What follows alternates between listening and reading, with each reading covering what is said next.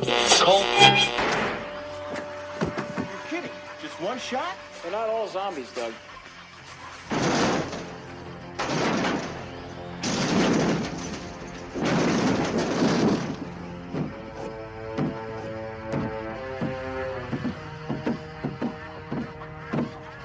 How do you fight this thing?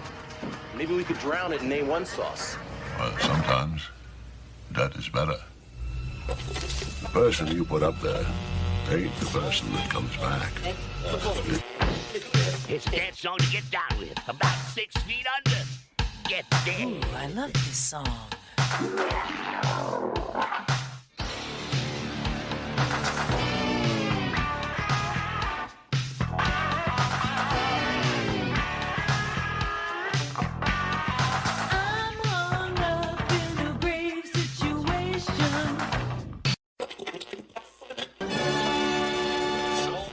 And now we come to the thrilling final episode of our radio drama. Hello and welcome to episode 194 of the Rotten Views podcast. We have a fun one for you guys today. And I'm actually recording this one super early. It's the long weekend. It's 8 o'clock in the morning. My kid is out camping with her grandparents for the long weekend because that was a request of hers because apparently her parents are not cool enough to stay with. I get it. I understand. I'm pretty boring. And then my girlfriend is at work, so I figured might as well bang out a few episodes of the podcast, get a bunch of artwork done, get some YouTube videos done. We got a lot of gaming planned today. May fit in a live stream or two. We'll see how it goes. We'll see how the day goes, but we've still got plenty of time today to get a bunch of things done. So I'm really looking forward to today to just get ahead of everything that I can possibly get ahead on. Just trying to take full advantage of this long weekend. Already I have next week's lunchbox art surprise series done for my little monster, my kiddo, my little butthead.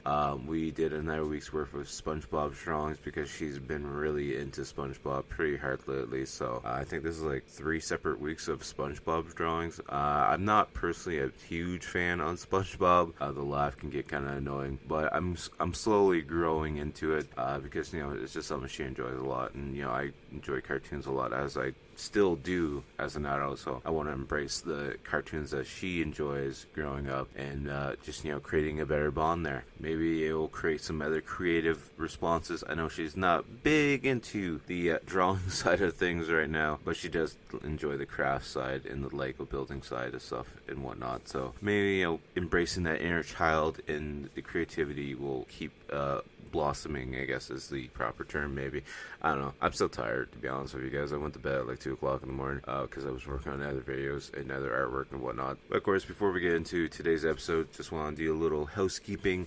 for those of you that might not make it to the end of the podcast. If you guys could check me out on all social media accounts. The links will be down in the description below, but you can find me on anything from Twitter, Instagram, Facebook, TikTok. The main thing we're pushing though is the YouTube channel where we do live streams. I've been slacking on there a little bit, not gonna lie. We have the various short videos going out. We have the weekly gaming video going out every single Wednesday, and then we have other videos and old episodes of the podcast going up as well. So it's just at Type Design. You'll pretty much find me on anything and everything. I'll be dropping a bunch more art related pieces. I have a Smiley Friends drawing series that just dropped as well, based off the Adult Swim cartoon series. I'm hoping that has a good response this morning. I just released that this morning at like 7 a.m. I've been doing pretty well on the Facebook side of things. They're averaging like 6,000 views per post. Not the amount of engagements and responses as I would like, but at least the views are there. I don't understand the algorithms on anything, to be honest with you guys.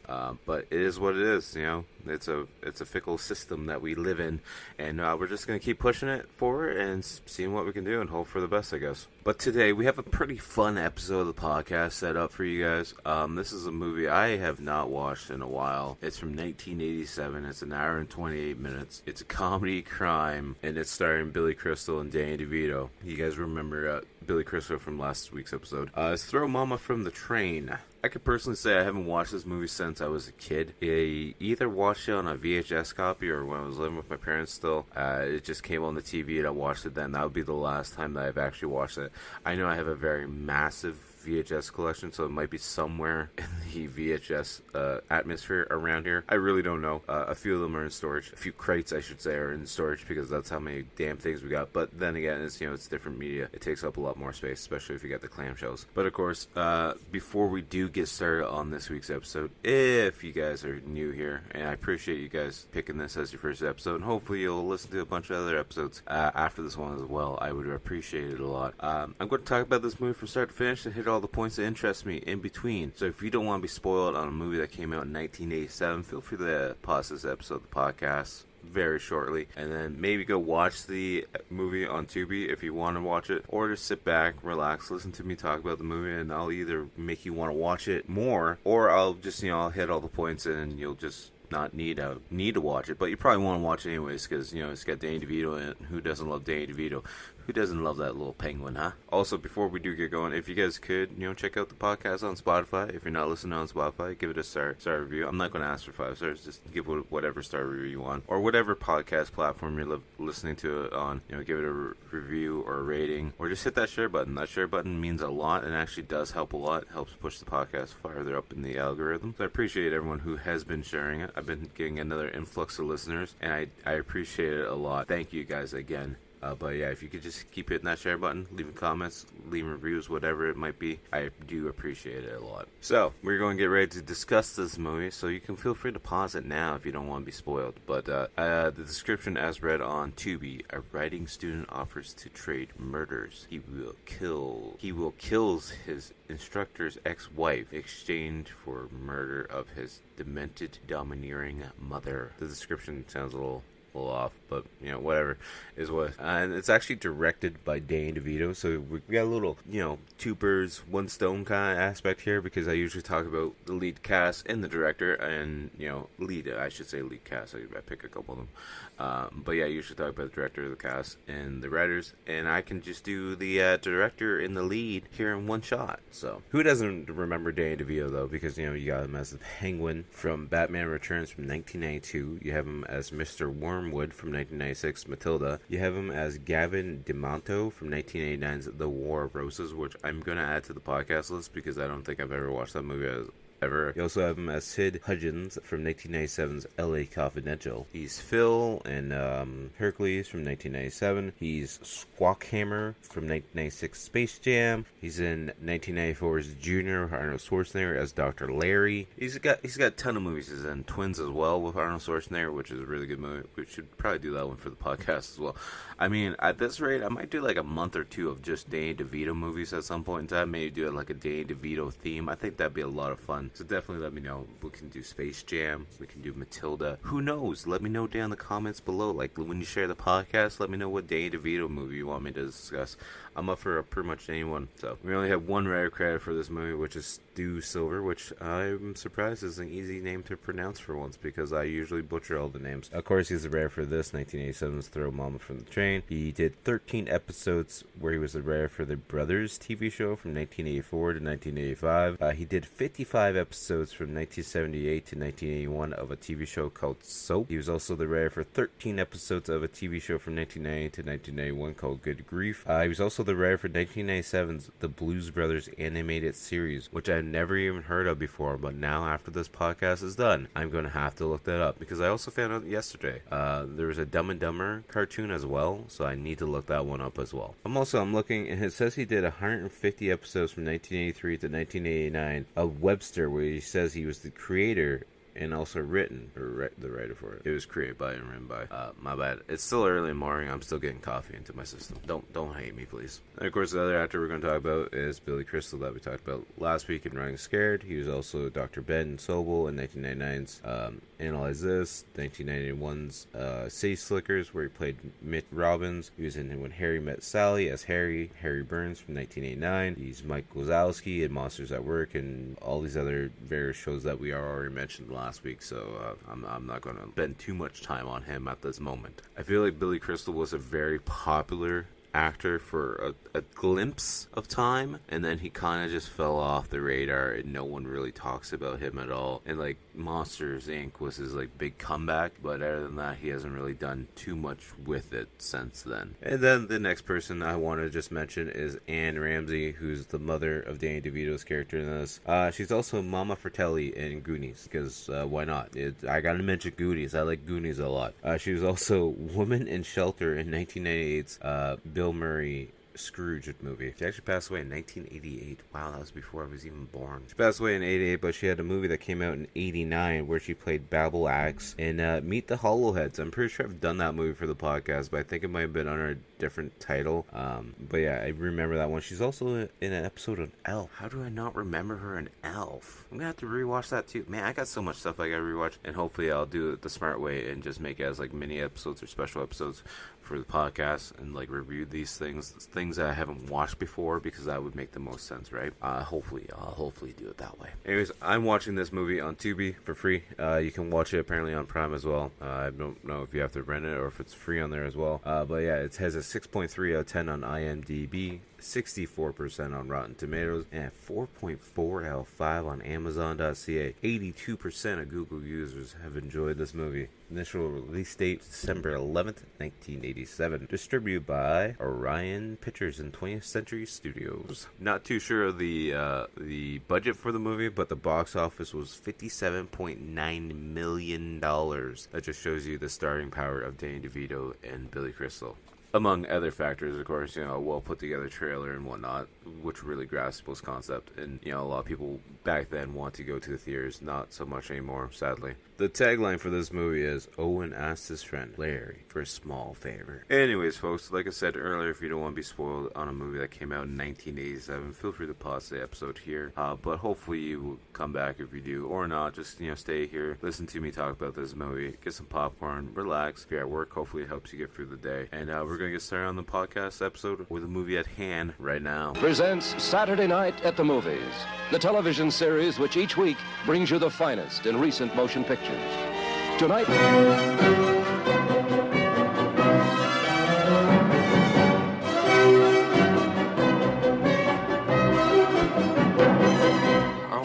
You've got to get it through your thick head. I may be a lot of things, but I am not a killer. You don't have to blow her brains out or anything. Thank you. That takes the pressure right off. She's old. She's got a bad ticker. All you gotta do is jerk around a lot when you talk to her. Nice to meet you, Mrs. Lift. Stop it. Evan, what the hell's going on out there? We woke her up. Nothing, Mama. Who's this?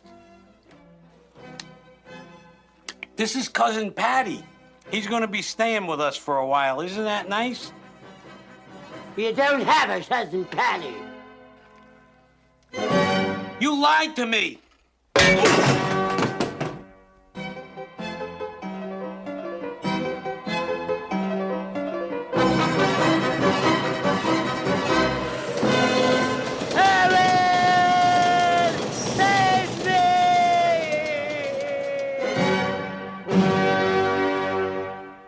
That movie starting out with that classic MGM line roar, and then we have that classic Orion picture image popping up. I just love the Orion image so much. It just reminds me of good childhood memories. We have the intro credits playing. We have the little whimsical style music playing. The music has a really suspense style, thriller style to it. Then just a bold typewriter font comes up with the title for Don't Throw Momma from the train, and then we actually see a typewriter starting to type. And it's Billy Crystal's character Larry Donner trying to type up a story, and he's not liking it, so he keeps taking the paper, throwing it out, and then we just see him looking around his office, standing looking out the window, resting on the typewriter, being like, I have no ideas for a story. And I feel this pain a lot as an artist. Sometimes I'll be sketching out something and I'll just hate it, and then it just lands in the garbage can, and I could just stare at that paper for hours at a time, being like, what am I going to draw? At one point we see Billy Crystal taking scotch tape and pulling up his nose. I'm not sure if he's trying to look like he's the Phantom of the Opera or not, but then he grabs this giant ass TV remote and turns on the TV, and it's Oprah. And of course then Oprah's starting to talk about Margaret Donner, and that really upsets him because she's an author, and they're discussing her new hot book, and Larry's not too happy because that's his wife or ex-wife, and he's calling her a slut because apparently she stole his book and put her name on top of the cover, and he's like, you know what, she's just a criminal, Then we see his buddy Lester come in and be like, hey, I need some different clothes. You got anything green in your closet that I can wear? He's like, you already took my green last week. Then on Oprah, we see Margaret talking about how she has freedom now that she's divorced, and she's able to, become the writer that she's always wanted to. And then on Oprah, Margaret just starts calling Larry a hack writer and saying that she used to watch him sitting at the typewriter and be like, I could definitely do that. I could definitely be a better writer. And Lester's like, so what? Your ex-wife stole your book. Why don't you just write another one? He's like, I am writing another one, to be honest with you. I've been working on it a lot right now. And Lester's like looking at typewriter and being, the night was what? He's like, it's just a work in progress. Don't worry about it. And then we cut to Momma left, who's turning off the TV for her walker or cane, and then she's yelling for Owen. And then we just see Danny DeVito turn around and be like, what do you want, Ma? And then Mom wants something, and then she's like, oh, you're writing a letter. You're writing a letter for them to take me away. And he's like, no, Mom.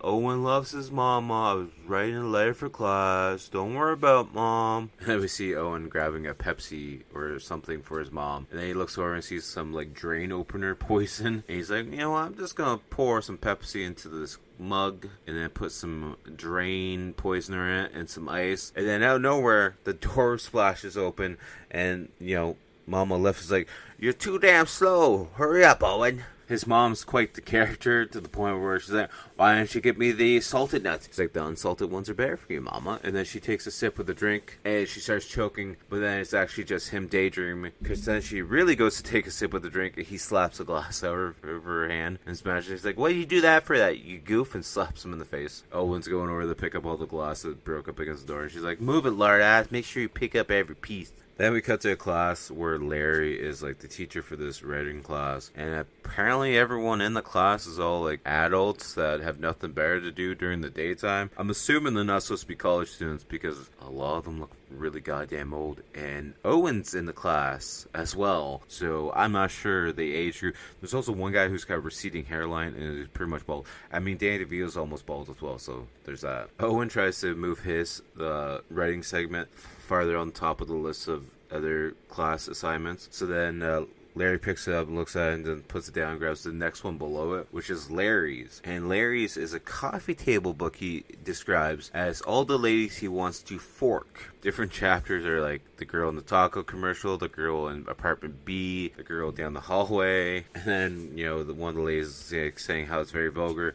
A bunch of the guys are, speaking up for him. And Larry's like, well, maybe I should just change the title to something else to grab people's attention, maybe. Then we see Larry in the laundromat, and then it's downpouring outside, and then we just see a soaked Owen slowly washing like a creeper outside the window. And then he finally comes inside and goes behind Larry, and he has like his tie strap in his hand, and he's like, I could choke you out right now. And then he scares the crap out of Larry, and he's like, this is your tie, you dropped it. It got wet. Hi, I'm Owen. Then Owen starts questioning Larry. He's like, why didn't you read my story in class? My friend murdered Harry or something along those lines. He's like, I did read it, and I didn't really like it, to be honest with you. Larry's like, it was only 3 pages long. It was only 2 characters in this whole story, and it's pretty easy to tell who was the murderer. And it was a motivated story, so you just gotta do a little bit better, bud. Then we see Larry walking back and forth in his little writing office. He's like, the night was hot. No, the night was humid. No, the night was hot. No, the night was wet. The night was cold.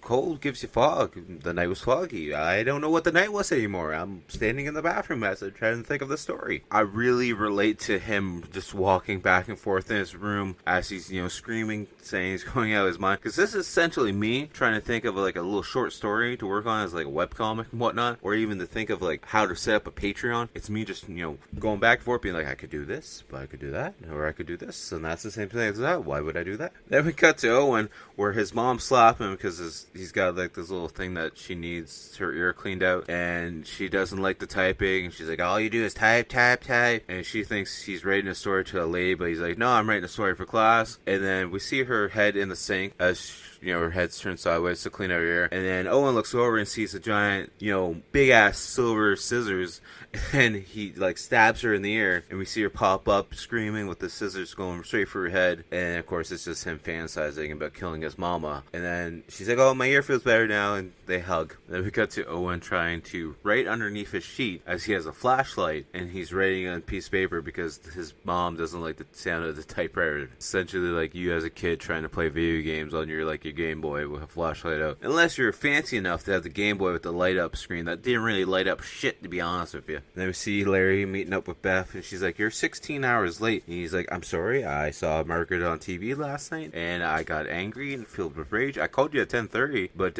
you didn't pick up, so why didn't you answer? And then we see Beth as a teacher as well, and he's looking over to the side. He's like, that's my class over there. Apparently his class pretty much like kind of follows him around for the most part, it seems. And then one of Larry's students brings up, he's like, hey, I saw your wife on the TV last night. He's like, ex-wife. And then that causes some friction between him and Beth, and she's like, you got a lot of passion for Margaret. And that's when there's fighting between the two. Like, not really, it's more one-sided. Larry yelling because he's frustrated, and he wishes that she was dead. And of course Owen's there, and he's like, wishes she was dead, eh? And then we see them back in class, and Larry's getting ready to read Owen's story. And the first chapter, the night was humid, and he's like, class dismissed, I have an enormous headache in my eye, everyone get the hell out of here, please. And as we cut to that night, and we see Larry in his little writing office. He's trying to type up on his typewriter, and of course he can't do it. So then he looks back over and sees Owen's story. So then he picks up Owen's story, sits down, and starts reading it. And the whole time he's doing this, Owen's outside his apartment, and he's like sleeping at one point on like this bush, like rock ledge that has a bush in front of it. And then he's woken up by the sound of Larry's car as Larry starts to drive away. And then we cut to Larry and Beth. They're sitting inside this like little kids train somewhere. I'm not sure, I'm assuming it's just like a little statue or maybe a little play structure. I'm not really too sure at this point. And then we see Beth and Larry getting it on the kiddie train, as Larry says it. He's like, we're sitting on a kiddie train, kids are going to be sitting on this tomorrow. We can't be doing this. And then Larry's complaining. He's like, I got writer's block everywhere. I just can't on a train. I just can't. Then as they're making it out, and she's saying, take me, Casey. And he's like, who?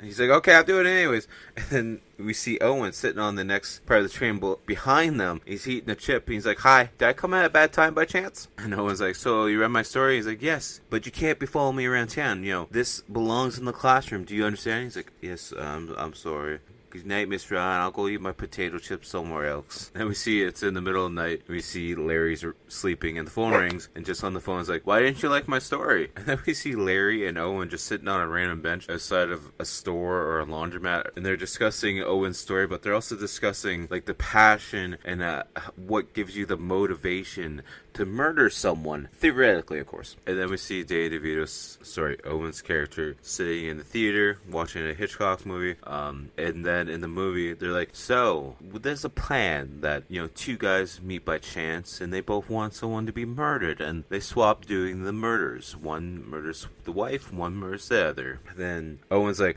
wait, that would really work. If they swap murders, crisscross murders, we could definitely do that. And then we cut to Larry and Beth in bed, where she's reading him Choo Choo Charlie for some reason. And then Larry gets ready to, have his train get boarded, and the phone rings, and he just picks it up, and he's like, Owen, I'm buying a gun. And then Owen's just trying to explain how he has the idea to crisscross the murders.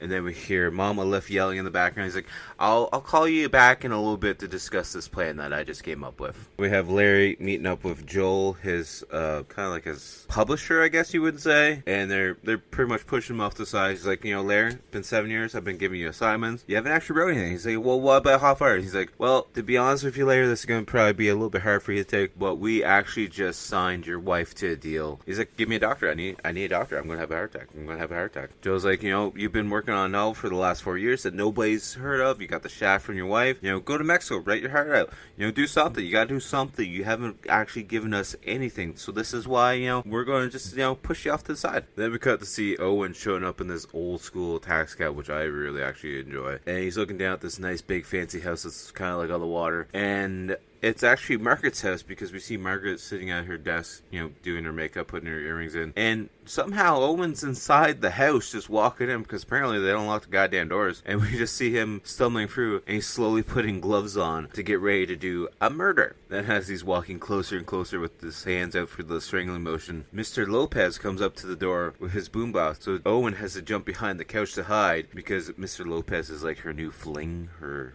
flavor of the month probably. Then she gets thrown down on the couch, and Mr. Lopez gets on top of her, and Owen's behind that couch, and he's just like, oh well, this is kind of awkward. So then he just grabs a magazine off the coffee table, or the end table that's by the end of the couch, and he just starts looking at it, being like, And then the phone starts to ring, and we see her trying to grab the phone, but she can't reach it, so he slowly starts nudging the phone towards her. And we find out, Lopez is the gardener, and she's like, oh, hi Joe, I'm just having some trouble with the gardener. He's like, what's that sound? He's like, that's the TV, we're watching No Yeller. Because for whatever reason, Lopez is like kissing her neck and all over about it, and he's roughing at the same time. Maybe that's the thing they did back in the day. I don't know. And we see Owen crawling away. The next thing you know, we see him on the balcony, and he's making this giant ass like double-decker sandwich, one that you gotta like squish down. And then out of nowhere, we hear the lawnmower starting and the car driving away, and Margaret's leaving. He's like, oh crap, she's leaving. What am I doing here now? And then we see Margaret getting on the last boat to Maui. And then of course, Owen shows up in the taxi cab again. And then she sits down. She's got a drink going and everything. And then Owen just sits down right beside her. It's like it's no big deal.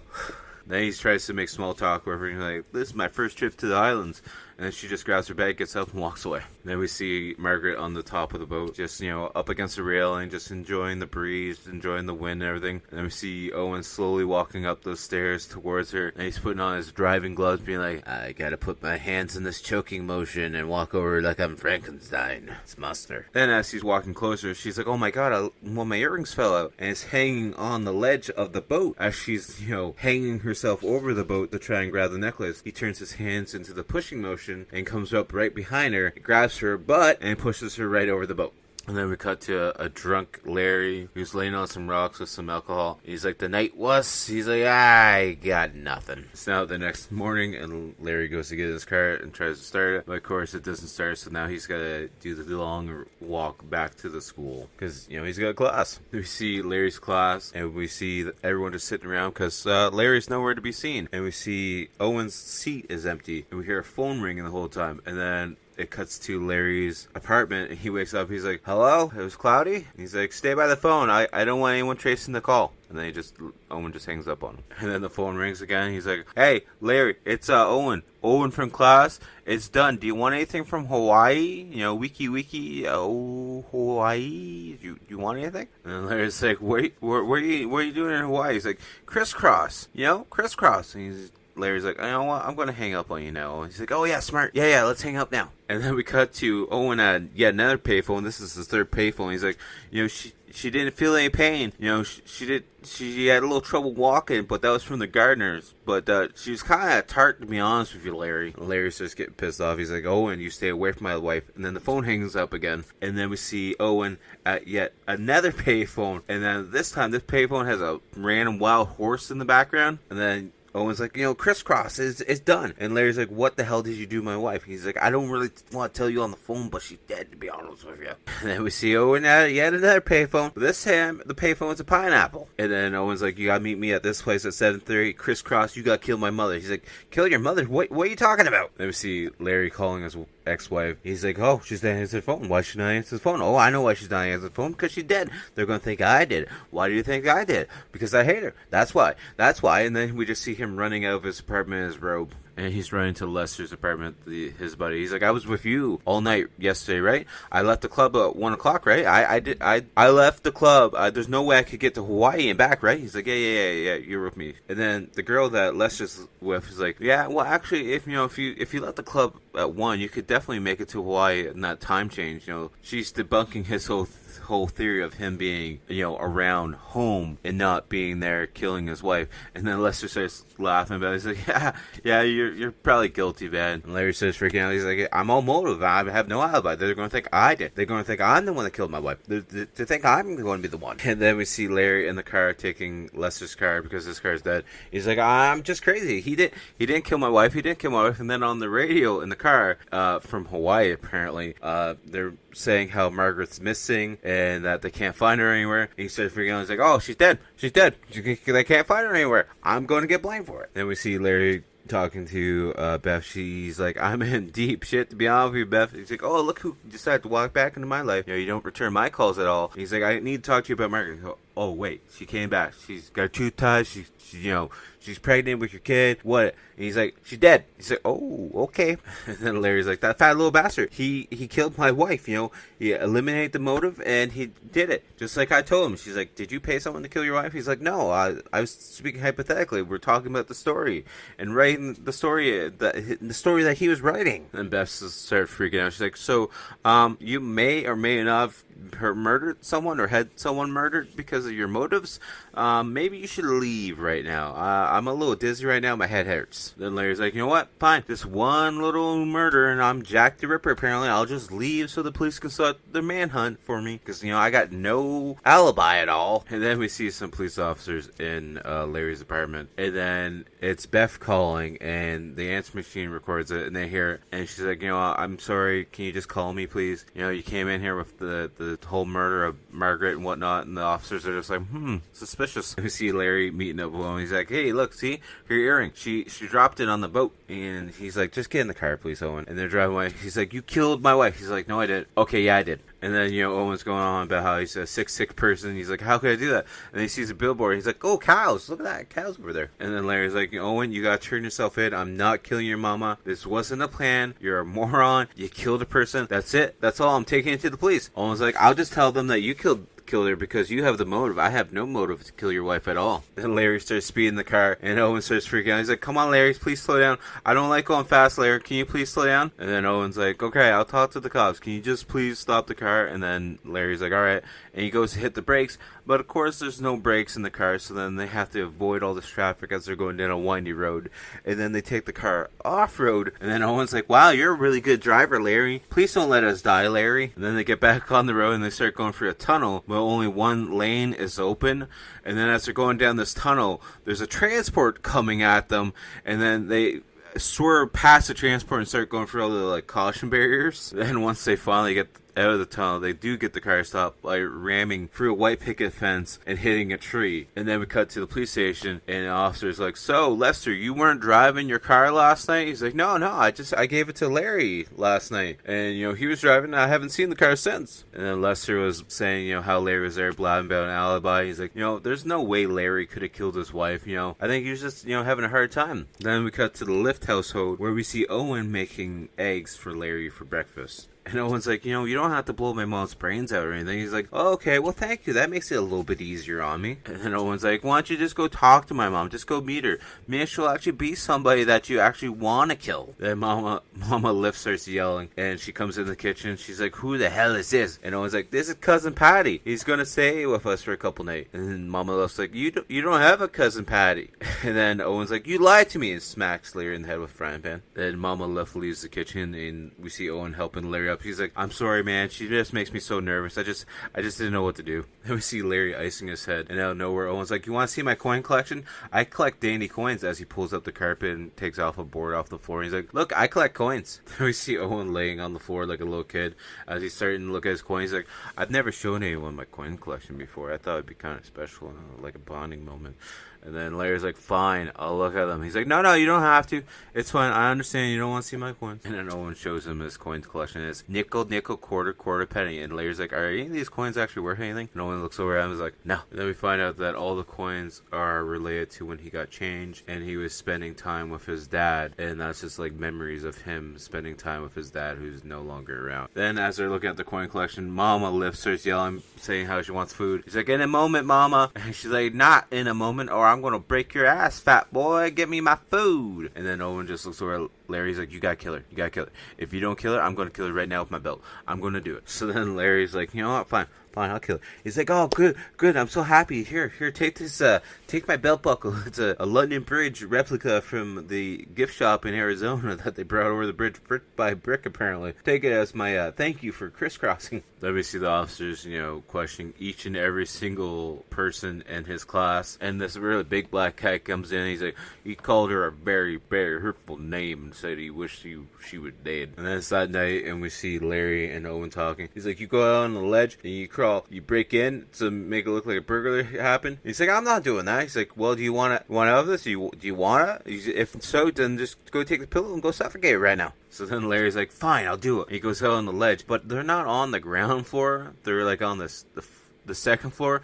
and he's like crawling across the side, and then a bunch of rats come down the ledge at him. He's like, oh great, I'm in Willard here. And he goes back over to the window and starts to open it, and then Owen opens the window. He's like, what are you doing? He's like, I'm trying to sell a watchtower. What do you think I'm doing here? And Larry comes back inside, and he's like, fine, just go for her room door, be less dramatic, but I don't want to stress you out too much. Here, take this pillow. And Larry's like, I don't really like you right now, Owen. Then we see Owen slowly walking outside. He's looking up at the home as we see the shadow of Larry walking past the window holding a pillow. And then we see Momma left laying on her side with her eyes still open. And then Larry goes down to talk to her. He's like, your son's a lunatic. He wants to kill you. He wants me to kill you, actually, to be honest with you. He's crazy. And Larry's talking to her. He's like, your son killed my wife, and now he wants me to kill you. And then we find out Mrs. Lift, she snores with her eyes wide open. He's like, I'm glad we had this conversation, Mrs. Lift. I'm glad we had this conversation. And we see Larry trying to look for any evidence at all in the home that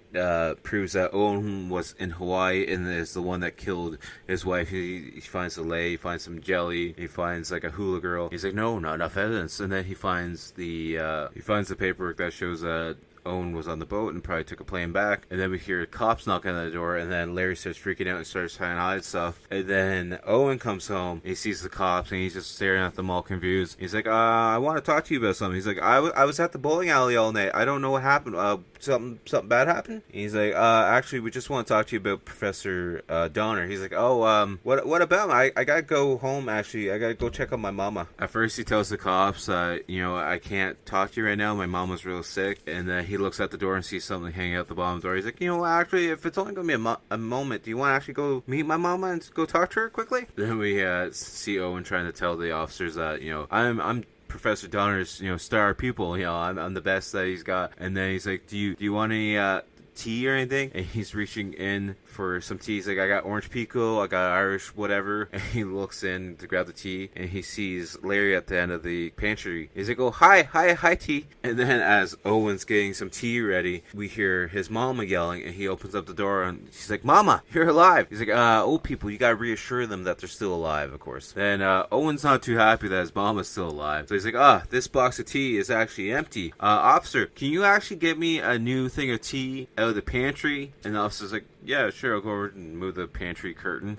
And then Owen's like, sir, actually, my bad. There's actually a full box over here. You don't have to move that curtain at all. And Owen's like, you know what you could actually give me, officer? It's some sugar. And then the officer's like, is it in the pantry? He's like, yeah, I really shouldn't have sugar. I'm carrying around the spare tire. But then the officer goes to open up the pantry curtain, and he swings it open. And then Mom comes out, and the officer just stops looking inside the pantry. And Mama starts freaking out, being like, you're paying them to take me away, you stupid son of a bitch, you bastard. And he's like, officers, I'm sorry, my mama's not really too well. We'd probably get out of here. Owen starts pushing the cops out of the house, and they actually don't look in the pantry, because if they would have looked in the pantry, they would have saw Larry was there. And then see Owen come up with this new plan for Larry to kill his mom. And apparently, at a certain time, his mom yells for a shower, and then they go over to this door and pop out the hinges of the door. He's like, so at a certain time, she goes over, and then you just push her, she falls down the stairs, and then we see Owen leaving, and then we see the cops showing up as Larry's starting to freak out, being like, I can't stay in this house, I gotta get out.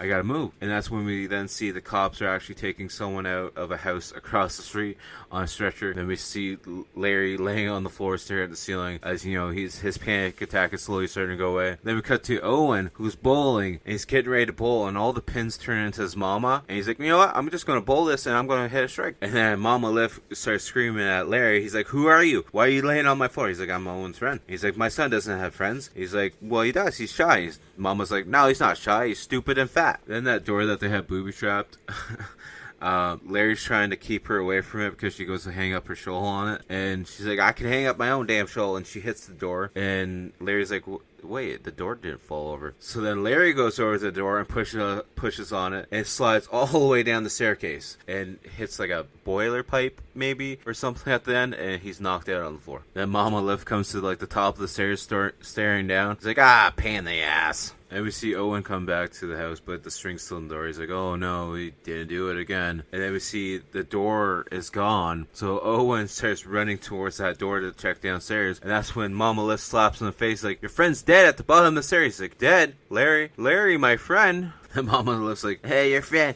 go bury him in the yard before he starts stinking up the damn place. Then we see Owen going for a box, and it looks like he's getting gun ready as we see Mama Lift asleep on her chair. And then we see Owen go over to Mama Lift's ear and blow a trumpet into her ear. And she wakes up and she starts making all these weird faces. And then Larry comes up from the staircase. He's like, you killed her. And they walk closer to Mama Lift. And then Mama Lift wakes up again and starts screaming at them. And she's like, get away from me, you horse's ass.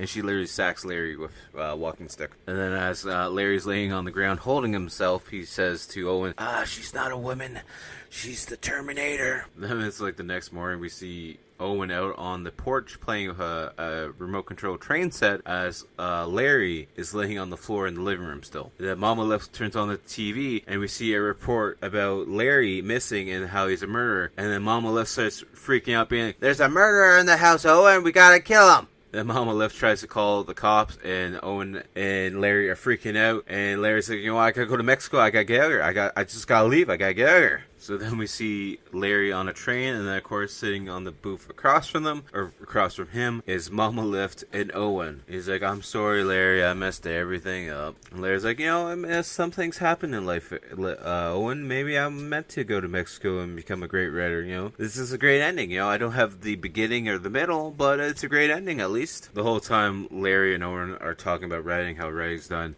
Mama Lift's like, I'm getting out of here. I'm tired of this. She's cracking peanuts the whole time. And she starts to walk away, and Larry gets up, and Owen's like, what are you doing? He's like, I'm gonna go kill the bitch. Do you want anything? And Owen's like, I'll take a chunky bar if you find one. Then we see Larry following after Mama Lift, and then Owen kind of has like an epiphany. He's like, oh, Mama, I gotta go get Mama. We see Mama Lift walking, hitting her cane against all the doors, being like, there's a murder on the train.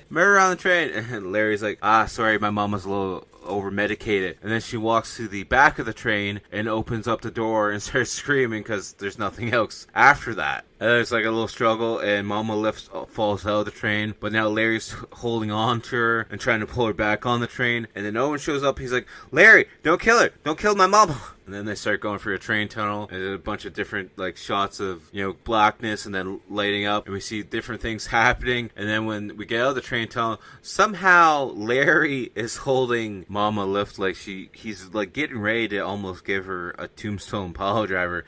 And they finally get Mama Lift back on the train, and Larry goes to check on her and make sure that she's okay. And then Mama Lift kicks Larry off the train, and then we just see Owen standing there waving, bye Larry, see you later Larry. And then we cut to Margaret on the TV, and she's like, it's a little embarrassing. My earring fell off to the side of the boat, and I was leaning over, and I fell in the water. And then next thing you know, I'm back here. I'm rescued by a fishing boat. And we see Larry in a hospital bed. He's like, she fell off the boat. She wasn't murdered. She just fell off the boat, and I've been going crazy. We see Larry has like a broken leg or something, and his roommate's like, I'm going down the hallway. It's this really old guy too. He's like, I'm going down the hallway to get something. He's like, I'm not living in this room with hate. With you and all this hate, Larry. So either you stop hating or I'm leaving you. Then we see Larry playing a couple different scenes in his head of murdering Margaret. And at one point in time, he goes up behind Margaret and starts choking her out in front of her fireplace. And the next thing we see is him getting choked. And the next thing is him waking up in the hospital bed sweating with the TV on static. And then we see Larry typing away at the typewriter. And then beside him is the finished version of a book. And it's Don't Throw Mama from the Train by Larry Donner. And then we see a picture of Beth as well. Also on the desk, there's one of the books that's finished, and I believe I forget the guy's name, but it's from his class that wanted to bang on everyone. It's just like him with a top hat. And then the phone rings, and it's Owen. He's like, hey, Owen, it's Larry. I just got done killing Beth. And he's like, what? He's like, I'm just kidding with you. I'm outside. We find out it's been a year since Larry has seen Owen, and Mama's dead. And Larry's like, so did you? He's like, no, it was natural causes, finally. And Owen's like, you know, I can't stay too long. I gotta go to New York. I wrote a book. It's going to be on stands in 2 days. And we find out that Owen wrote the same book that Larry just wrote. Larry's like, you wrote a book called Momma, and Owen's friend's Larry. And it's all about your experiences together. And he's like, you're a slut. And then we see Larry starting to choke Owen on the couch. And Owen's like, I can't breathe. He's like, that's because I'm choking you, you moron. And then Owen pulls out the book to show Larry, and Larry's like, what is this? You wrote a pop-up book. And Owen's like, you know, instead of you throwing Mama from a train, we go to a picnic together. And Larry's like, what do we do? Devil Larry or death? He's like, no, there's no death in this book. It's a kid's book. Then, out of nowhere, we see Beth, Larry, and Owen on the beach together. And we see Owen, waddling to the water to go snorkeling. And then we see the three of them going off in the water, having fun and criticizing each other. And Larry's like a best-selling author now for 6 weeks. And apparently if you get Owen's book, you get free balloon. He did a book signing at Toys R Us. And the outro credits start to roll, and that's the end of the movie. I gotta say, I really enjoyed this movie. I thought it was a lot of fun. I enjoy Billy Crystal, as I noted on the last episode. And I do enjoy Danny DeVito a lot, because if you guys didn't know, I actually have a Danny DeVito What If series where I drew Danny DeVito as a bunch of different characters, like Chucky from Rugrats, and I think there's like a couple of Dragon Ball Z characters, and this and that, just different things. Something I thought was fun and creative, so definitely go check that out on the YouTube channel and Instagram. But yeah, back to the movie at hand. I really enjoyed this one a lot. I thought it was really well done, and I enjoy Annie Ramsey as Momma. She's a very iconic character. Definitely a fun watch. Highly recommend checking out. Like I said, you can watch it for free on Tubi. And on the Rotten scale, out of 10, I'm giving this one an 8.5 out of 10, because I just enjoy it so much. Alright, so I have decided what we're going to watch for next week. It's another movie on Tubi, so definitely go check it out beforehand if you want to. This one's from 1998. It's got a runtime of an hour and 22 minutes. It's a comedy. It's directed by Bob Saget, and it's starring Norm Macdonald, the late Norm Macdonald. And we're going to watch Dirty Work. I don't recall ever fully watching this one, and I know I'm kicking myself in the ass for not doing so. So we're going to watch it because it's directed by Bob Saget, why not? And I like Norm Macdonald a lot.